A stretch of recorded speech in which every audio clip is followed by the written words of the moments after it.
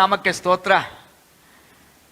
ಈ ಒಂದು ದಿನ ಅಥವಾ ಈ ದಿನಗಳು ನೋಡುವಾಗ ಇದು ಕ್ರಿಸ್ಮಸ್ಸಿನ ದಿನಗಳು. ಡಿಸೆಂಬರ್ ತಿಂಗಳು ಇದು ಯೇಸು ಕ್ರಿಸ್ತನ ಜನನದ ವಿಶೇಷತೆಯನ್ನು ಅನುಭವಿಸುವಂತೆ, ಸಾರುವಂತೆ, ಇತರನ್ನು ಉತ್ತೇಜಿಸುವಂಥ ದಿನಗಳಿದು. ನೀವು ಟ್ಯೂನಿನ್ ಆಗಿದ್ದೀರಲ್ಲ, ಇದು ದೇವರ ಕೃಪೆ. ಕರ್ತನಾಮಕ್ಕೆ ಸ್ತೋತ್ರವಾಗಲಿ. ಕರ್ತ ನಿಮ್ಮನ್ನು ಆಶೀರ್ವದಿಸಿದ್ದಾನೆ, ಈವರೆಗೆ ನಡೆಸಿದ್ದಾನೆ. ಇವತ್ತು ಬನ್ನಿ ಆತನ ಸಂದೇಶವನ್ನು ನಾವು ಕೇಳೋಣ, ಆರಾಧನೆಯಲ್ಲಿ ಪಾಲು ಹೊಂದೋಣ. ಕ್ರಿಸ್ಮಸ್ ಹಾಡುಗಳನ್ನು ಹಾಡ್ತಿದ್ದಾರೆ, ಹಾಡುವಂಥ ಸಮಯದಲ್ಲಿ ನಾವು ಕೂಡ ಧ್ವನಿಗೂಡಿಸಿ ಹಾಡೋಣ. ಕರ್ತನಿಗೆ ಸ್ತೋತ್ರವಾಗಲಿ. Thank you for tuning in. Come to the worship. ಕರ್ತನಲ್ಲಿ ಪ್ರೀತಿಯ ದೇವಜನರೇ, ಯೇಸು ಕ್ರಿಸ್ತನ ಜನನ ಬಹಳ ವಿಶೇಷವಾದದ್ದು. ಹೌದು, ಈ ಲೋಕದಲ್ಲಿ ಅನೇಕ ಮಹಾಪುರುಷರು ಜನಿಸಿದ್ದಾರೆ, ಸಾಧಕರು ಹುಟ್ಟಿದ್ದಾರೆ, ಮೇಧಾವಿಗಳು ಹುಟ್ಟಿ ಬಂದಿದ್ದಾರೆ, ಅನೇಕ ಘನವುಳ್ಳ ಕಾರ್ಯಗಳನ್ನು ಮಾಡಿದ್ದಾರೆ. ಆದರೆ ಒಂದು ಕಾರ್ಯವನ್ನು ಯಾರೂ ಮಾಡಲಾಗದೆ ಆಗಿತ್ತು. ಅದೆಂದರೆ ಮಾನವನ ಪಾಪ ವಿಮೋಚನೆ ಮತ್ತು ಪಾಪದಿಂದ ಬಂದಂಥ ಶಾಪ ಮರಣಗಳಿಂದ ನಮ್ಮನ್ನು ಬಿಡಿಸುವುದಕ್ಕೆ ಯಾವುದೇ ಒಬ್ಬ ಮನುಷ್ಯನಿಗೆ ಸಾಧ್ಯವಿಲ್ಲದ ಕಾರಣವಾಗಿ ದೇವರು ತಾನೇ ಮನುಷ್ಯ ರೂಪದಲ್ಲಿ ಆತನು ಕನ್ಯೆ ಮರಿಯಳಲ್ಲಿ ಮಗುವಾಗಿ ಜನಿಸಿ ಬಂದನು.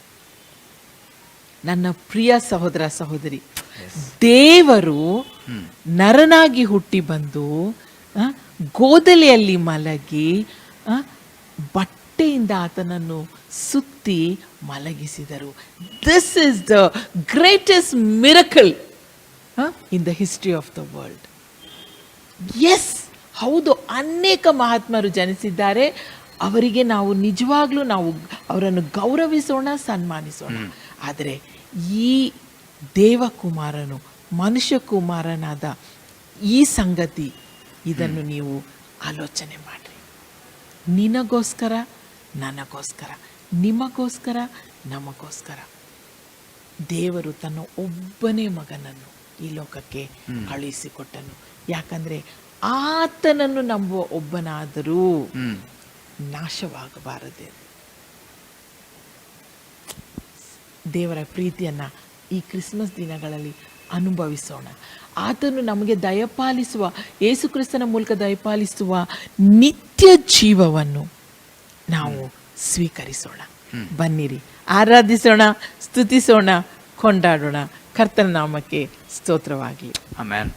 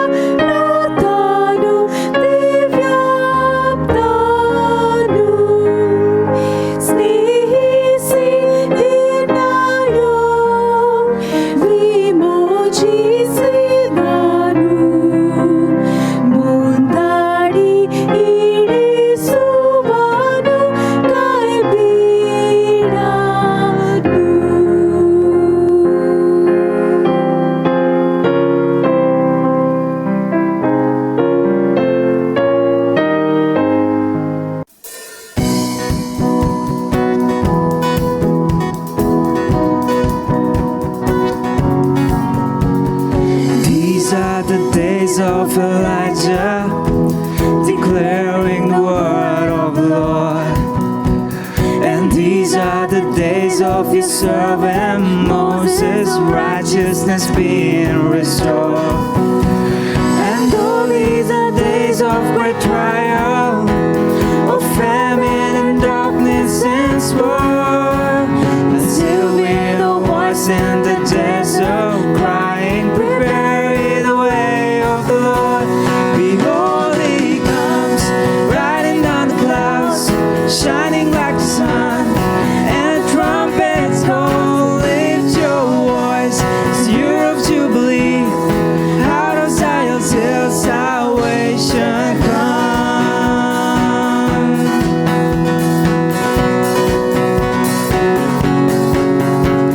And these are the days of Ezekiel, the dry bones becoming a flesh. And these are the days of your servant David, rebuilding the temple of praise.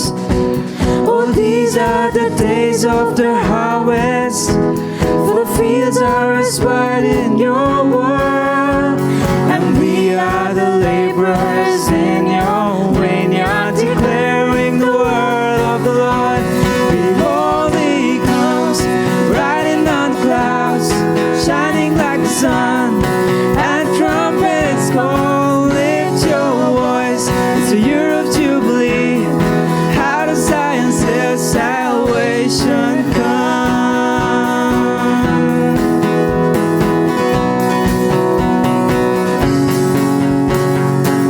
There's no one like Jehovah, there's no one like Jehovah, there's no one like Jehovah, there's no one like Jehovah, there's no one like Jehovah, there's no one like Jehovah, there's no one like Jehovah. Holy comes, riding on clouds, shining like the sun, and trumpets call. Lift your voice, it's the year of Jubilee. Out of Zion till salvation come.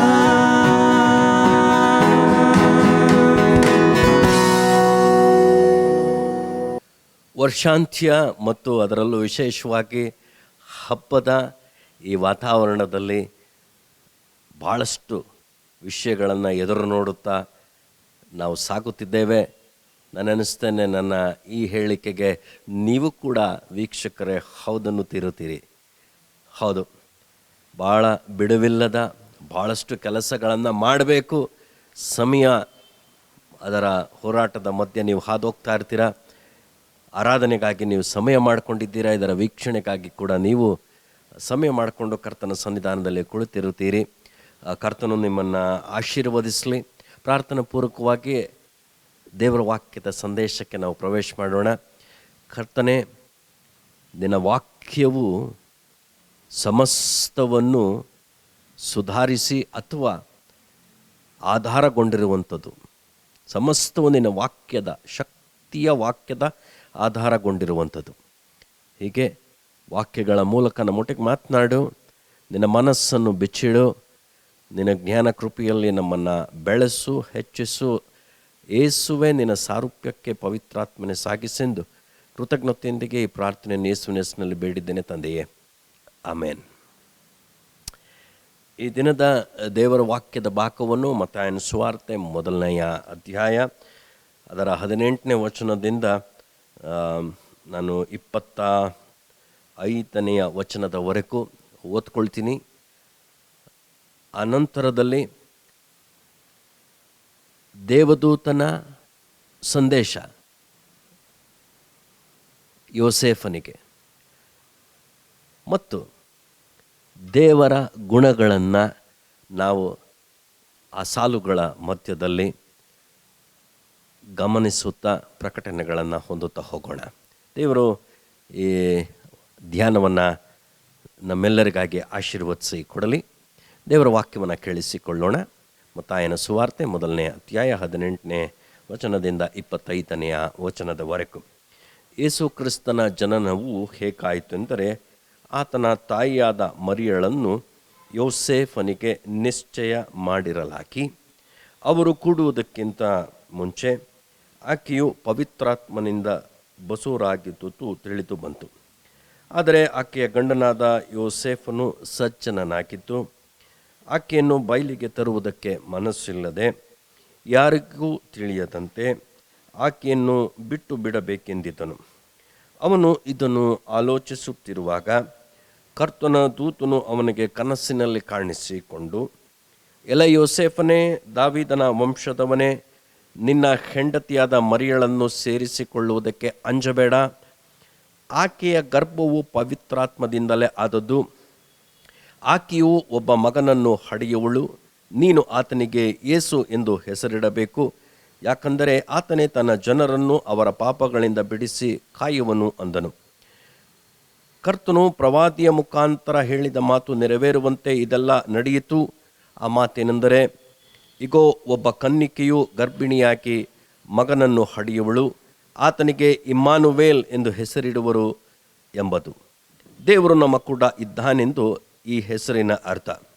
ಆಗ ಯೋಸೇಫನು ನಿದ್ದೆ ತಿಳಿದೆದ್ದು ಕರ್ತನ ದೂತನು ಅಪ್ಪಣೆ ಕೊಟ್ಟ ಹಾಗೆ ತನ್ನ ಹೆಂಡತಿಯನ್ನು ಸೇರಿಸಿಕೊಂಡನು. ಆದರೆ ಆಕೆಯು ಗಂಡು ಮಗನನ್ನು ಹಡೆಯುವ ತನಕ ಆಕೆಯನ್ನು ಅರಿಯಲಿಲ್ಲ. ಮಗುವಿಗೆ ಯೇಸುವೆಂದು ಹೆಸರಿಟ್ಟನು ಎಂಬುದಾಗಿ. ಪ್ರಿಯ ಸಹೋದರ ಸಹೋದರಿಯರೇ, ಭಾಳ ಚಿರಪರಿಚಿತವಾದಂಥ ಒಂದು ವಾಕ್ಯ ಭಾಗ.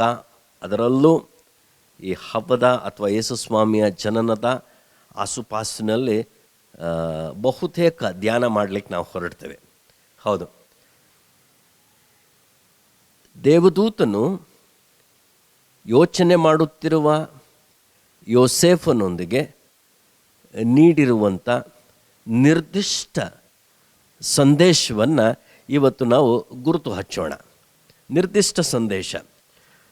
ದೇವದೂತನು ಯೋಸೇಫನನ್ನು ಕನಸಿನಲ್ಲಿ ಒಂದು ರೀತಿಯಾದಂಥ ಎಚ್ಚರಿಕೆಯನ್ನು ನೀಡುವ ಭಾಷಾ ಪ್ರಯೋಗ ನಮ್ಮ ಕನ್ನಡ ಭಾಷೆಯಲ್ಲಿದೆ. 20ನೇ ವಚನದಲ್ಲಿ ಎಲ ಯೋಸೇಫನೇ ಅನ್ನುತ್ತಲೇ ಪ್ರಾರಂಭ, ದಾವೀದನ ವಂಶದವನೇ, ಹೀಗೆ ಪ್ರಾರಂಭವಾಗುತ್ತಾ ಮೊದಲನೇ ಸಂದೇಶ ಏನಂದರೆ, ನಿನ್ನ ಹೆಂಡತಿಯಾದ ಮರಿಯಳನ್ನು ಸೇರಿಸಿಕೊಳ್ಳುವುದಕ್ಕೆ ಅಂಜಬೇಡ. ಅಂಜಬೇಡ ಅಂದರೆ ದೇವದೂತನ ಮೊದಲನೇ ಸಂದೇಶ ಭಾಳಷ್ಟು ಏನೆಲ್ಲ ಯಾವ ತರಹದ ಆಲೋಚನೆಗಳಿಂದ ಯೋಸೇಫನು ಹಾದು ಹೋಗುತ್ತಿದ್ದನೋ, ಒಂದು ರೀತಿಯಲ್ಲಿ ಆತಂಕವಿದ್ದಿರಬಹುದು, ಕಳವಳದಿಂದ ಕೂಡಿದ್ದಿರಬಹುದು, ಹೆದರಿಕೆಯೂ ಕೂಡ ಸಹಜವಾಗಿಯೇ ಇವೆಲ್ಲವುಗಳ ಮಧ್ಯ ಮೇಲ್ಪಂಕ್ತಿಯಲ್ಲಿದ್ದಿರಬೇಕು ಯೋಸೇಫನಿಗೆ.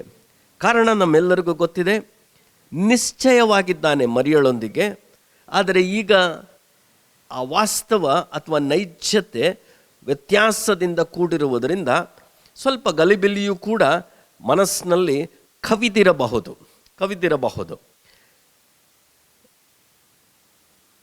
ದೇವದೂತನು ನಿರ್ದಿಷ್ಟವಾದಂಥ ಸಂದೇಶ, ಹೆದರಬೇಡ. ಆದರಣೆಯ ಒಂದು ಸಂದೇಶ, ಹೆದರಬೇಡ. ಅಲ್ಲಿಗೆ ನಿಲ್ಲಿಸದೆ ಸಂದೇಶ ಮುಂದುವರಿಯುತ್ತೆ. ಎರಡನೆಯ ಸಂದೇಶ, ಆಕೆಯ ಗರ್ಭವು ಪವಿತ್ರಾತ್ಮದಿಂದಲೇ ಆದದ್ದು. ಇದು ಎರಡನೆಯ ಸಂದೇಶ. ಆಕೆಯ ಗರ್ಭವು ಪವಿತ್ರಾತ್ಮದಿಂದಲೇ ಆದದ್ದು. ಹೆದರಬೇಡ, ಪವಿತ್ರಾತ್ಮದಿಂದಲೇ ಆಕೆಯ ಗರ್ಭವು ಆದದ್ದು. ಇದು ಎರಡನೆಯ ಅಂಶ ದೇವದೂತನ ಸಂದೇಶದಲ್ಲಿ. ಆಮೇಲೆ ಮೂರನೇ ವಿಚಾರ ಏನಂದರೆ, ಆಕೆ ಮಗನನ್ನು ಹಡೆಯುವಳು, ನೀನು ಆತನಿಗೆ ಯೇಸು ಎಂದು ಹೆಸರಿಡಬೇಕು. ಒಂದು ನಿರ್ದಿಷ್ಟ ಮಾರ್ಗದರ್ಶನ. ಮಗನನ್ನು ಹಡೆಯುವಳು, ನೀನು ಯೇಸುವೆಂದು ಹೆಸರಿಡಬೇಕು. ಇದು ಮೂರನೆಯ ಅಂಶ ದೇವದೂತನದು.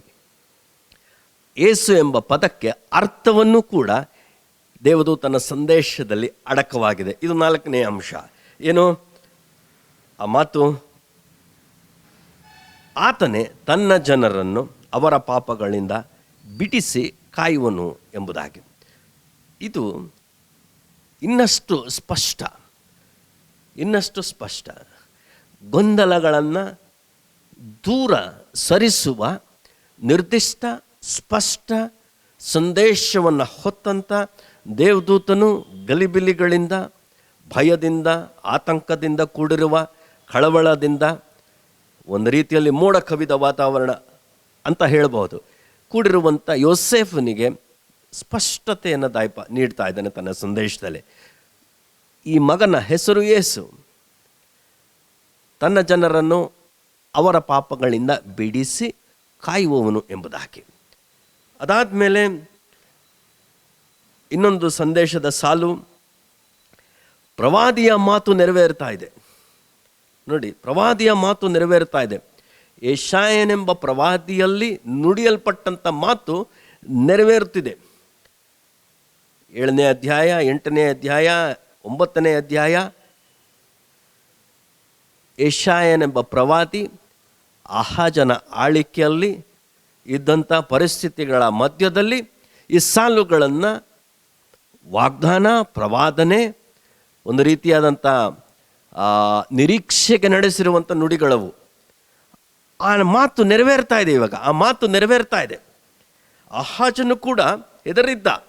ಆಹಾಜನು ಕೂಡ ಈ ಮಾತುಗಳನ್ನು, ಪ್ರವಾದಿಯ ಮಾತುಗಳನ್ನು ಕೇಳಿಸಿಕೊಳ್ಳುವಾಗ ವೈರಿಯ ಒಂದು ಕಾಟದಿಂದ ಹೆದರಿದ್ದ, ಮನಸ್ಸು ಕದಲಿತ್ತು. ಆಗಲೂ ಕೂಡ ಆದರಣೆ ನೀಡುವಂಥ ಮಾತನ್ನು ಯೆಶಾಯನೆಂಬ ಪ್ರವಾದಿ ನುಡಿದಿದ್ದ, ಉತ್ತೇಜಿಸುವಂಥ ಮಾತು. ಅದೇ ಮಾತು ಇಲ್ಲಿ ಕೂಡ. ಆ ಮಾತೇನೆಂದರೆ, ಪ್ರವಾದನೆಯ ಮಾತು ನೆರವೇರಿತು. ಅಂದು ಬರೀ ಪ್ರವಾದನೆ, ಆದರೆ ಇದು ನೆರವೇರಿರುವಂಥ ಮಾತು. ಏನು ಆ ಮಾತು? ಇಗೋ ಒಬ್ಬ ಕನ್ನಿಕೆಯು, ಪ್ರವಾದನೆ ನೆರವೇರಿದೆ. ಇದು 5ನೇ ಅಂಶ. ಇಗೋ ಒಬ್ಬ ಕನ್ನಿಕೆಯು ಗರ್ಭಿಣಿಯಾಗಿ ಮಗನನ್ನು ಹಡೆಯುವಳು, ಆತನಿಗೆ ಇಮ್ಮಾನುವೇಲ್ ಎಂದು ಹೆಸರಿಡು ಎಂಬುದಾಗಿ. ಸೊ ಬಹಳ ಅದ್ಭುತವಾದಂಥ ವಿಷಯ. ಕನ್ನಿಕೆ ಗರ್ಭಧಾರಣೆ ಮತ್ತು ಪ್ರವಾದನೆಯ ನೆರವೇರುವಿಕೆಯಲ್ಲಿ ಪಾತ್ರಗೊಳ್ಳುತ್ತಾ ದೇವರ ಯೋಜನೆಯನ್ನು ನೆರವೇರಿಸ್ತಾ ಇದ್ದಾಳೆ. ಇಮ್ಮಾನುವೇಲ್ ಎಂದು 2ನೇ ಹೆಸರು, ಯೇಸು ಮತ್ತು ಇಮ್ಮಾನುವೇಲ್. ಇಮ್ಮಾನುವೇಲಿನ ಅರ್ಥ ಕೂಡ ಇಲ್ಲಿ ಕೊಡಲ್ಪಟ್ಟಿದೆ, ದೇವರು ನಮ್ಮ ಕೂಡ ಇದ್ದಾನೆ. ಯೋಸೇಫನೇ, ದೇವರು ನಮ್ಮ ಕೂಡ ಇದ್ದಾನೆ. ಇವಿಷ್ಟನ್ನು ಕೂಡ ಒಂದು ಸಂದೇಶ ರೂಪವಾಗಿ ದೇವದೂತನು ನಿರ್ದಿಷ್ಟವಾಗಿ ಯೋಸೇಫನಿಗೆ ತಿಳಿಸುತ್ತಿದ್ದಾನೆ. ನಾವೆಲ್ಲರೂ ಕೂಡ ಈ ಅಂಶಗಳನ್ನು ಕೇಳಿಸ್ಕೊಂಡಿದ್ದೇವೆ. ಇದೆಲ್ಲವೂ ನೇರವಾಗಿ ವಾಕ್ಯದಲ್ಲೇ ಇರುವಂಥದ್ದನ್ನು ನಾವು ಪಟ್ಟಿ ಮಾಡಿದ್ದೇವೆ. ಇವೆಲ್ಲವುಗಳ ನಡುವೆ ದೇವರ ಗುಣಲಕ್ಷಣ ಏನು ಎಂಬುದನ್ನು ಸ್ವಲ್ಪ ನಾವು ಗ್ರಹಿಸಿಕೊಳ್ಳೋಣ. ಇವೆಲ್ಲವುದರ ನಡುವೆ ದೇವರ ಗುಣಲಕ್ಷಣ ಏನು? ನೋಡಿ, ಗಲಿಬಿಲಿಯಿಂದ ಕೂಡಿರುವ, ಆತಂಕದಿಂದ ಕೂಡಿರುವ ಯೋಸೇಫನು ಯೋಚನೆ ಮಾಡುತ್ತಿರಲಾಗಿ ದೇವದೂತನ ಮೂಲಕ ದೇವರು ಮಧ್ಯಪ್ರವೇಶಿಸುತ್ತಿದ್ದಾನೆ. God is intervening in the life of Joseph, who is troubled in his spirit, or rather scared, afraid, fearful. ಪ್ರಿಯ ಸಹೋದರ ಸಹೋದರಿಯರೇ, ಇವತ್ತು ದೇವರ ಯೋಜನೆ ಅಡಿಯಲ್ಲಿ ಒಂದು ವೇಳೆ ನಿಮಗೂ ಕೂಡ ಆತಂಕ, ಕಳವಳ, ಭಯವು ಸೆರೆ ಹಿಡಿದಿದ್ರೆ, there is a good lesson about God. ಒಂದು ಒಳ್ಳೆಯ ಪಾಠ ಏನಂದರೆ, ಗಾಡ್ ಇಂಟರ್ವೀನ್ಸ್. ದೇವರು ಮಧ್ಯಪ್ರವೇಶಿಸುತ್ತಾನೆ. You are not left alone. ನೀನು ಏಕಾಂತವಾಗಿ ಒಂಟಿ ಹಾಕುವುದಿಲ್ಲ ದೇವರ ಯೋಚನೆಯಲ್ಲಿ. God is intervening. This shows God's concern. ಇದು ದೇವರ ಕಾಳಜಿಯನ್ನು ನಮ್ಮ ಜೀವನದಲ್ಲಿ ಪ್ರಕಟಿಸುತ್ತಿದೆ. So God is concern, God is intervening. ದೇವರ ಕುರಿತು ನಾವು ಕಲಿತಾ ಇದ್ದೇವೆ. ಈ ದೇವದೂತನ ಈ ಸಂದೇಶದ ನಡುವೆ ದೇವರ ಲಕ್ಷಣಗಳೇನು ಎಂಬುದನ್ನು ನಾವು ಕಲಿತಾ ಇದ್ದೇವೆ. So God is concerned, god is intervening. ದೇವರು ಮಧ್ಯಸ್ಥಿಕೆಯನ್ನು ವಹಿಸ್ತಾನೆ. ದೇವರು ನಮ್ಮ ಕುರಿತು ಕಾಳಜಿಯಿಂದ ಕೂಡಿದವನಾಗಿದ್ದಾನೆ. ಆ ಸಂದೇಶದಲ್ಲಿ ಡು ನಾಟ್ ಫಿಯರ್. ಯಾಕಂದರೆ ಪ್ರಿಯ ಸಹೋದರ ಸಹೋದರಿಯರೇ, ಇತಿಹಾಸದುದ್ದಕ್ಕೂ ಮಾನವನಲ್ಲಿ ಪ್ರಾರಂಭವಾದ ಮಾನವ ಯಾರು, ಆದಾಮನಿಂದ ಹಿಡಿದು ಇಲ್ಲಿಯವರೆಗೂ ಈ ಸಂದೇಶ ಕೇಳುತ್ತಾ ಕೊನೆ ಮಗು ಹುಟ್ಟುವವರೆಗೂ ಈ ಲೋಕದಲ್ಲಿ ಆತನ ಬರೋಣದ ಮುಂಚಿತವಾಗಿ ಈ ಹೆದರಿಕೆ ಅನ್ನುವುದು ಭಾಳಷ್ಟು ದುಷ್ಪರಿಣಾಮ ಮಾನವನ ಕುಲದ ಮೇಲೆ ಬೀರಿದೆ ಅಂದರೆ ತಪ್ಪಾಗಲಾರ್ದು. ಈ ಹೆದರಿಕೆಯ ದುಷ್ಪರಿಣಾಮ ಕೆಲವರು ಪ್ರಾಣ ಕಳ್ಕೊಂಡಿದ್ದಾರೆ. ಕೆಲವರಿಗೆ ಇಲ್ಲದ ರೋಗಗಳ ಪ್ರವೇಶಕ್ಕೆ ಮಹಾದ್ವಾರ ಈ ಹೆದರಿಕೆ. ನಮ್ಮ ದೇಹದ ಮೇಲೆ ಯಾವ ಸತ್ಪರಿಣಾಮ ಬೀರುವಂಥದ್ದಲ್ಲ ಈ ಹೆದರಿಕೆ. ಸೊ ದೇವರ ಕಾಳಜಿ ಮುಂದುವರಿಸುತ್ತಾ ಯೋಸೇಫನನ್ನು ಸಂತೈಸುವ ಹಾದಿಯಲ್ಲಿ ಈ ಸಾಲು, ಹೆದರಬೇಡ, ಗಾಡ್ ಕಂಫರ್ಟ್ಸ್. ದೇವರು ನಮಗೆ ಸಂತೈಸುವವನಾಗಿದ್ದಾನೆ. ಇದು ದೇವರ ಲಕ್ಷಣದಲ್ಲಿರುವಂಥದ್ದು. ಈ ಇಂಟರ್ವೀನ್ಸ್, ಈಸ್ ಕನ್ಸರ್ನ್ಡ್ ಮತ್ತು ಕಂಫರ್ಟ್ಸ್. ಮಧ್ಯಪ್ರವೇಶಿಸ್ತಾನೆ, ಕಾಳಜಿ ವಹಿಸ್ತಾನೆ, ನಮ್ಮನ್ನು ಸಂತೈಸ್ತಾನೆ. ಹೆದರಬೇಡ ಅಂತ ಹೇಳುವುದರ ಮೂಲಕ ಸಂತೈಸುತ್ತಾನೆ. ಸಾಕಷ್ಟು ಈ ಹಿಂದೆಯೂ ಕೂಡ ಈ ಹೆದರಬೇಡ ಅನ್ನೋದು ಮತ್ತೆ ಮತ್ತೆ ಮೇಲೆ ಮೇಲೆ ದೇವರು ಮನುಷ್ಯರಿಗೆ ನೀಡುತ್ತಲೇ ಇರುತ್ತಿರುವ ವಾರ್ತೆ. ಮನುಷ್ಯ ಇನ್ನೊಬ್ಬ ಮನುಷ್ಯನಿಗೆ ಹೆದರಬೇಡ ಅನ್ನೋದು ಬೇರೆ. ಆದರೆ ದೇವರೇ ಮನುಷ್ಯನಿಗೆ ಹೆದರಬೇಡ ಅಂದಾಗ ಅವನು ಹಾದು ಹೋಗುತ್ತಿರುವ ಆ ಪರಿಸ್ಥಿತಿಗಳ ಜವಾಬ್ದಾರಿಯನ್ನು ಸಂಪೂರ್ಣವಾಗಿ ದೇವರೇ ವಹಿಸಿಕೊಳ್ಳುತ್ತಾನೆಂಬ ಅಭಯ ಈ ಸಾಲುಗಳಲ್ಲಿ ಅಡಕವಾಗಿದೆ. ಇದೊಂದು ಸಂತೈಸುವಂಥ ದೇವರು ನಮ್ಮ ಮುಂದೆ ಇದ್ದಾನೆ. ಮಾತ್ರವಲ್ಲದೆ ಏನಂದರೆ, ಈ ಗರ್ಭವು ಪವಿತ್ರಾತ್ಮದಿಂದಲೇ ಆದದ್ದು. ದೇವರ ಇನ್ನೊಂದು ಗುಣಲಕ್ಷಣ, ಪೌಲನು ತನ್ನ ಪತ್ರ ಕೊರಿಂಥದವರೆಗೆ ಬರೆಯುವಾಗ ಒಂದು ಮಾತು ಬರೀತಾನೆ, ದೇವರು ಗಲಿಬಿಲಿಗಳಿಗೆ ಕಾರಣನಲ್ಲ, ದೇವರು ಸಮಾಧಾನಕ್ಕೆ ಕಾರಣನು. ದೇವರು ಗಲಿಬಿಲಿಗಳಿಗೆ ಕಾರಣನಲ್ಲ, ಸಮಾಧಾನಕ್ಕೆ ಕಾರಣನು. ದೇವರು ತನ್ನ ಯೋಜನೆಗಳನ್ನು ಮಾನವರಲ್ಲಿ ಅದನ್ನು ಜಾರಿಗೆ ತರುವಾಗ ಮಾನವನು ಗಲಿಬಿಲಿಗೊಳ್ಳದಂತೆ ಸ್ಪಷ್ಟೀಕರಣದೊಂದಿಗೆ ಪ್ರತಿ ಸಂಗತಿಗಳನ್ನು ನಿರ್ವಹಿಸುವಂಥದ್ದೇ ದೇವರ ಕೆಲಸ, ಗುಣಲಕ್ಷಣ. He will never leave anything in odd circumstances at a cross road. ಅಥವಾ ನೀವು ಊಹಿಸ್ಕೊಳ್ಳಿ, ನೀವು ಗ್ರಹಿಸ್ಕೊಳ್ಳಿ ಅಂತ ಈ ಸತ್ಯವೇದದ ದೇವರಂತೂ ಬಿಡೋದಿಲ್ಲ. ದೇವರ ಸ್ವಭಾವ ಏನು ಗೊತ್ತಾ? ಸಮಾಧಾನಕ್ಕೆ ಕಾರಣನು ಹೊರತು ಗಲಿಬಿಲಿಗೆ ಕಾರಣನಲ್ಲ. This is God for us. ಇದು ದೇವರು ನಮಗೆ, ಹೌದಲ್ಲವೇ? ಇಂಟರ್ವೀನ್ಸ್, ಮಧ್ಯಪ್ರವೇಶಿಸ್ತಾನೆ, ಕಾಳಜಿ ವಹಿಸ್ತಾನೆ, ನಮಗೆ ಸಂತೈಸ್ತಾನೆ. ಈ ಗಿವ್ಸ್ ಅಸ್ ಕ್ಲಾರಿಟಿ, ಸ್ಪಷ್ಟತೆಯನ್ನು ಕೊಡ್ತಾನೆ. ಇದು ಪವಿತ್ರಾತ್ಮದಿಂದಲೇ ಆದದ್ದು. ಸೊ ನನಗೆ ಗೊತ್ತಿಲ್ಲ ಏನೆಲ್ಲ ಆಲೋಚನೆಗಳಿಂದ ಒಂದು ಯೋಸೇಫನು ಕೂಡಿದ್ದಿರಬೇಕು, ಸಾಕಷ್ಟು ಆಲೋಚನೆಗಳಿಂದ ಕೂಡಿದ್ದಿರಬೇಕು. ಯಾಕಂದರೆ ನಿಶ್ಚಿತಾರ್ಥವಾಗದೇ ಇದ್ದ ಪಕ್ಷದಲ್ಲಿ ಯೋಸೇಫನಿಗೆ ಈ ಪರಿಸ್ಥಿತಿಯಲ್ಲಿ ಪಾತ್ರನೇ ಇರ್ತಾ ಇರಲಿಲ್ಲ. ಆದರೆ ನಿಶ್ಚಿತಾರ್ಥ ಹೊಂದಿದೆ. ಆ ನಿಶ್ಚಿತಾರ್ಥ ಹೊಂದಿರುವುದು ಪರಲೋಕಕ್ಕೂ ತಿಳಿದಿದೆ. ಅದಕ್ಕೆ ನಿನ್ನ ಹೆಂಡತಿಯಾದಂಥ ಮರಿಯಳನ್ನು ಸೇರಿಸಿಕೊಳ್ಳುವುದಕ್ಕೆ ಅಂಜಬೇಡ. ಗೊತ್ತದೆ, ಪರಲೋಕಕ್ಕೆ ಗೊತ್ತದೆ. Is all knowing God. Nothing is hidden. ಯಾವುದು ಕೂಡ ಮರೆ ಹಾಕಿಲ್ಲ. ಎಲ್ಲವೂ ತಿಳಿದವನು, ಸರ್ವ ಬಲ್ಲವನು. ಸ್ಪಷ್ಟತೆಯನ್ನು ಕೊಡ್ತಾ ಇದ್ದಾನೆ. ಆಮೇಲೆ ನೋಡಿ, ಏನು ಹೆಸರಿಡಬೇಕು ಅಂತ ಪರಲೋಕನೇ ಸೂಚನೆ ಕೊಡ್ತಾ ಇದೆ. ಸೊ ಇನ್ಫ್ಯಾಕ್ಟ್ ಯೋಸೇಫನಿಗೆ ಮಾರ್ಗ ಸರಾಗವಾಗ್ತಾ ಇದೆ. ಯಾಕಂದರೆ ಪರಲೋಕನೇ ಹೆಸರು ಸೂಚಿಸ್ತಾ ಇದೆ. ಯೇಸು ಅನ್ನುವ ಹೆಸರನ್ನು ಭಾಳ ದೊಡ್ಡ ಒಂದು ನಾಮ. ಇದು ಮಹತ್ವದಿಂದ ಕೂಡಿರುವಂಥ ನಾಮ.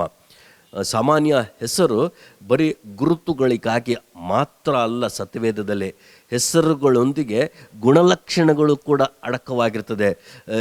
Name is not just an identification, but it involves character in the Bible. ಈ ಸತ್ಯವೇದದಲ್ಲಿ ಗುಣ ಲಕ್ಷಣಗಳೊಂದಿಗೆ ಕೂಡಿರುತ್ತೆ. ಆಮೇಲೆ ಅದು ಅನ್ವಯ ಹಾಕುವ, ಕಾರ್ಯಗತವಾಗುವ ಗುಣಲಕ್ಷಣಗಳಿಂದ ಒಂದು ನಾಮ ಕೂಡಿರುತ್ತೆ. ಸಾಕಷ್ಟು ಉದಾಹರಣೆಗಳಿದೆ ಸತ್ಯವೇದದ ಉದ್ದಕ್ಕೂ. ಸಾಕಷ್ಟು ಉದಾಹರಣೆಗಳು ಈ ಕುರಿತು ನಮ್ಮೆಲ್ಲರಿಗೂ ದೊರಕುತ್ತದೆ. ಸೊ ಯೇಸು ಏನು ಕೆಲಸ? A mission is revealed. ತನ್ನ ಜನರನ್ನು ಅವರ ಪಾಪಗಳಿಂದ ಬಿಡಿಸಿ, ಕನ್ನಡ ಭಾಳ ಚೆನ್ನಾಗಿದೆ, ಅದನ್ನು ಅಳವಡಿಸ್ಕೊಂಡಿದೆ, ಕಾಯುವವನು. ಬಿಡಿಸುವುದಲ್ಲದೆ ಕಾಯುವವನು. This is the mission of Jesus Christ.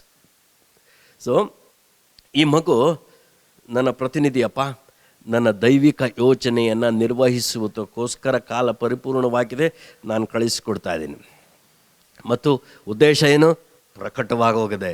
So the mission is revealed through this child. ಏನು? ತನ್ನ ಜನರನ್ನು ಅವರ ಪಾಪಗಳಿಂದ ಬಿಡಿಸಿ ಕಾಯುವನು. ಸೇವಿಯರ್. God is salvation. ನೋಡಿ ಹೆಂಗಿದೆ, he is my salvation. It is not that he gives salvation, he is my God is my salvation.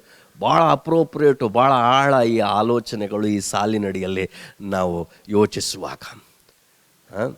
ಆತನೇ ನನ್ನ ರಕ್ಷಣೆ, ಆತನೇ ನನ್ನ ರಕ್ಷಣೆ, ಈ ರಕ್ಷಕನ ಮೂಲಕ. ಸೊ ನಂತರ ಏನು? ದೇವರು ಪ್ರವಾದನೆಗಳನ್ನು ನೆರವೇರಿಸುವವನು. ಅಥವಾ ಈ ರೀತಿಯಾಗಿ ನಾವು ಗ್ರಹಿಸೋಣ, ದೇವರು ಮಾತು ಕೊಟ್ಟರೆ ಆ ಮಾತನ್ನು ನೆರವೇರಿಸುವವನು. ದೇವರು ಮಾತು ಕೊಟ್ಬಿಟ್ರೆ ಮಾತನ್ನು ನೆರವೇರಿಸ್ತಾನೆ. ಅರಣ್ಯಕಾಂಡ ಪುಸ್ತಕದಲ್ಲಿ ಆ ಮಾತು ಬರ್ತದೆ, ದೇವರು ಮನುಷ್ಯನಂತೆ ಎರಡು ಮಾತಿನವನಂತಲ್ಲ ಅಥವಾ ಎರಡು ನಾಲಿಗೆಯವನಂತಲ್ಲ.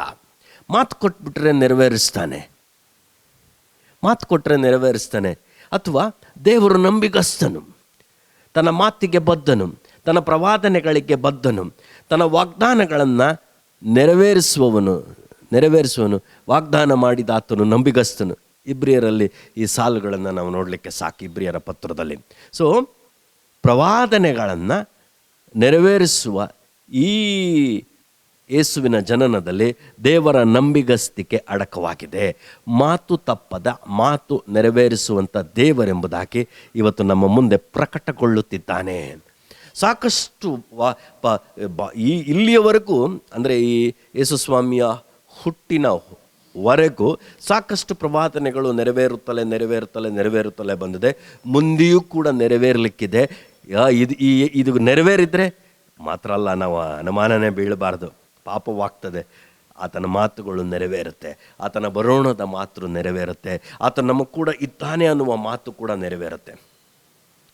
ಒಬ್ಬ ಕನ್ನಿಕೆಯು ಗರ್ಭ ಧರಿಸ್ತಾಳೆ, ಮಗನನ್ನು ಹಡಿತಾಳೆ.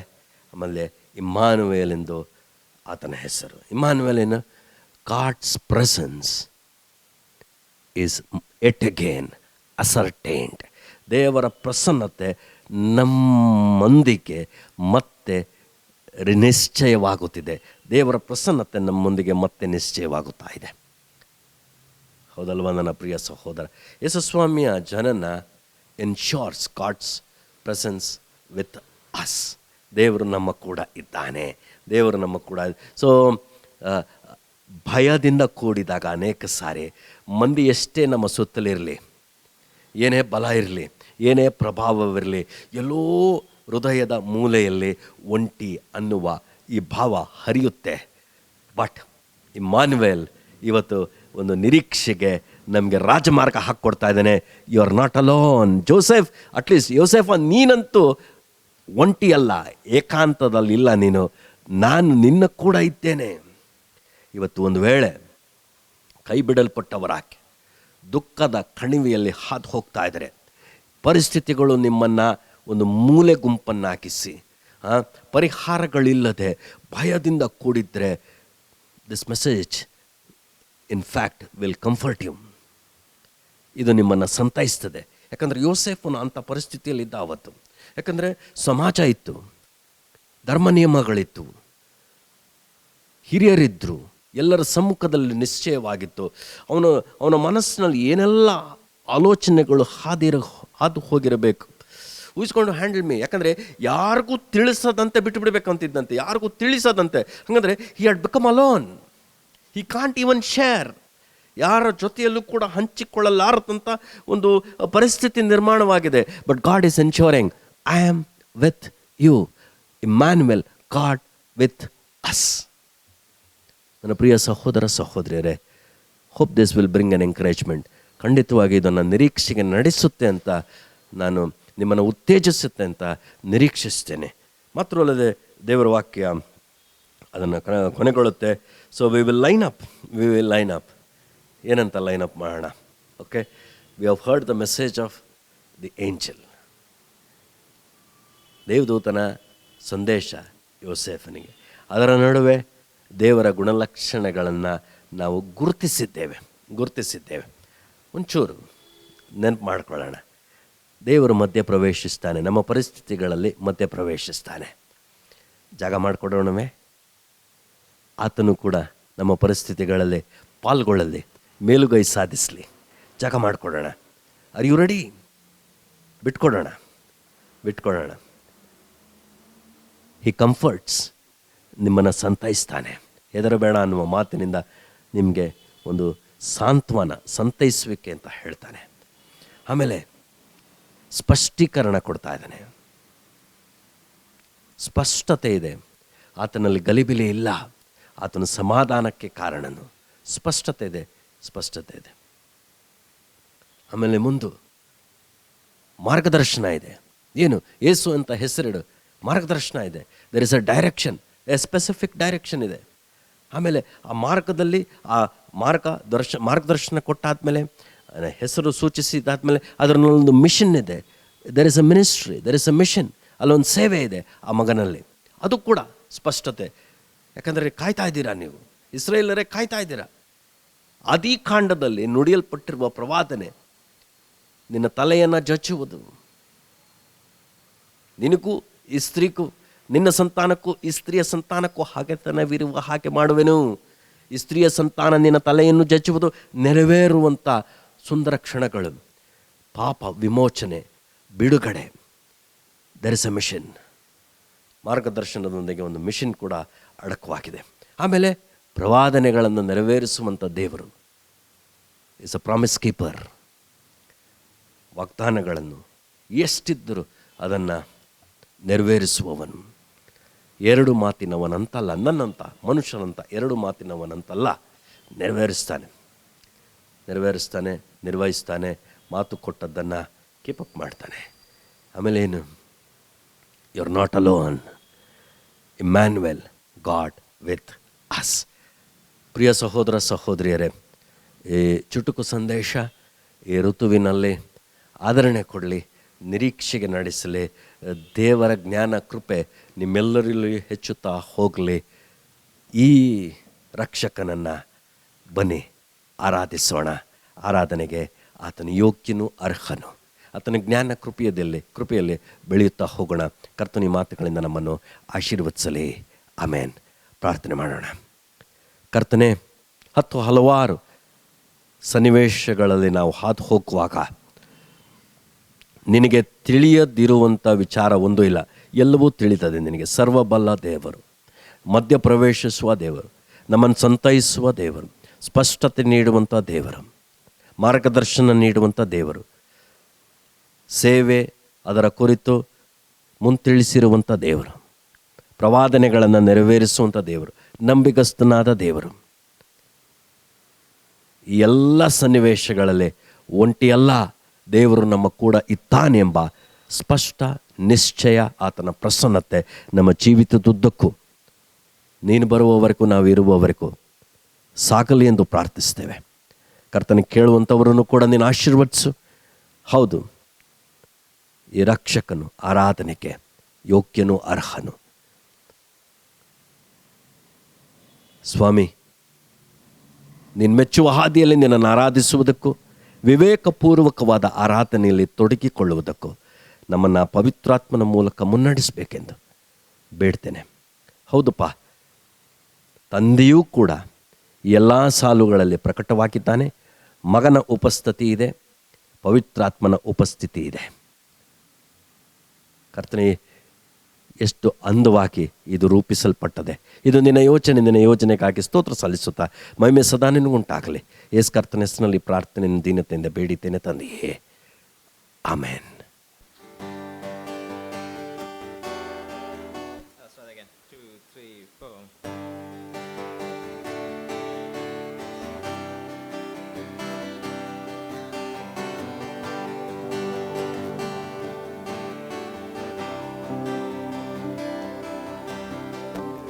Great is your faithfulness, O God. You wrestle with the sinner's restless heart. You lead us by still waters into mercy. and nothing can keep us apart. So remember your people, remember your children, remember your promise, oh God. Your grace is enough, your grace is enough, your grace is enough for me. Great is your love and justice, God of Jacob. You use the weak to leave the strong. You lead us in the song of your salvation, and all your people sing along. So remember your people, remember your children, remember your promise, oh God. Your grace is enough, your grace is enough, your grace is enough for me. Your grace is enough, your grace is enough, your grace is enough for me. So remember your people, remember your children, remember your promise, oh God. So remember your people, remember your children, remember your promise, oh God. Your grace is enough, your grace is enough, your grace is enough for me. Your grace is enough, heaven reaches out to us. Your grace is enough for me. Your grace is enough, I'm covered in your love. Your grace is enough for me, for me,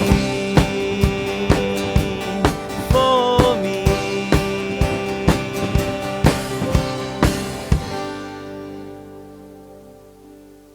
ಕರ್ತನಲ್ಲಿ ಪ್ರೀತಿಯ ದೇವಜನರೇ, ಸುಂದರವಾದ ಆರಾಧನೆಯಲ್ಲಿ ಪಾಲುಗೊಂಡಿದ್ದೀರಿ. ದೇವರ ಮಹಿಮೆಯ ಕುರಿತಾದ ಸಂದೇಶವನ್ನು ಕೇಳಿದ್ದೀರಿ. ಮಹಿಮೆ ಕೇವಲ ಒಂದು ಬೆಳಕಲ್ಲ, ಒಂದು ಭವ್ಯವಾದ ಉಡುಗೆ ತೊಡುಗೆ ಅಲ್ಲ, ಅದು ದೇವರ ಗುಣ ಲಕ್ಷಣ.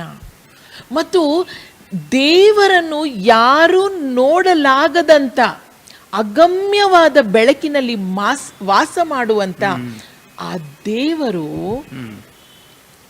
ತನ್ನ ಪರಲೋಕದ ಮಹಿಮೆಯನ್ನು ಬಿಟ್ಟು ಈ ಲೋಕದಲ್ಲಿ ಮನುಷ್ಯನಾಗಿ ಹುಟ್ಟಿ ಬಂದು ಕೇವಲ ಸಾಧಾರಣರಾದಂಥ ಕುರುಬರಿಗೆ ಕಾಣಿಸಿಕೊಂಡ್ರಲ್ಲ.